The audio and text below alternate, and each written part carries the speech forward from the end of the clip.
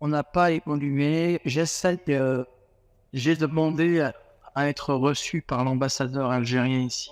Je me suis déplacé à l'ambassade et on ne m'a jamais recontacté. J'ai envoyé un mail, enfin, j'ai redéposé une personne à l'ambassade une demande de rendez-vous et personne ne m'a rappelé. Et ça fait une dizaine de jours. Il y a eu d'abord l'intervention d'un confrère algérien qui est allé au niveau des ministères de la Justice, au niveau du ministère de l'Intérieur à Alger, puis qui s'est rendu sur place à Tlemcen, qui a rencontré les procureurs, donc le procureur général de l'Ogbaya, mais également le procureur militaire. On a les démarches qui ont été effectuées par le consul en personne du Maroc à Sidi Bel Abbès à maintes reprises qui ont consisté évidemment en l'expression de lettres et de démarches et de diligences, même par l'envoi d'un conseiller. On a une lettre qui a été adressée au président algérien à laquelle il n'a jamais été répondu. On a la même lettre qui a été ouverte à différents médias qui tous l'ont passé sous silence.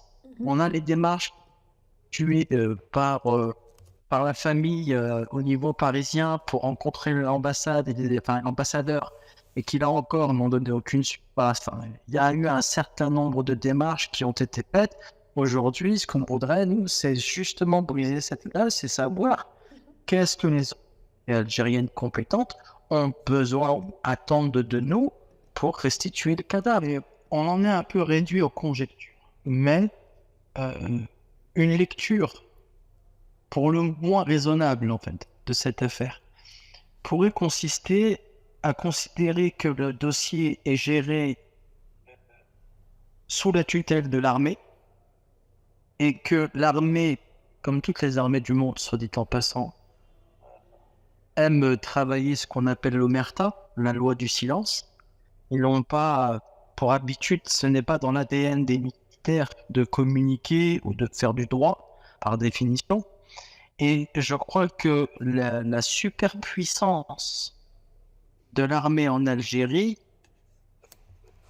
fait que le pouvoir politique n'ose pas s'immiscer dans cette affaire. Parce que pour eux, c'est la coupe réglée, c'est l'exclusivité de l'armée. Et je crois que aujourd'hui, l'évolution de ce dossier pâtit de cette dichotomie entre le pouvoir militaire, le pouvoir politique ou social en Algérie, et sur la prédominance peut-être du pouvoir militaire sur le reste des pouvoirs algériens. Le message que la famille veut évidemment passer, c'est un message d'humanisme, mais ça peut être de compassion à toutes les bonnes oreilles qui pourront l'entendre, le transmettre et le répandre partout. Rendez-leur leur fils, c'est tout ce qu'ils demandent. Et pour la situation dans laquelle ils sont, je vais vous donner une image. Ils sont dans un tunnel noir entouré de 4 murs.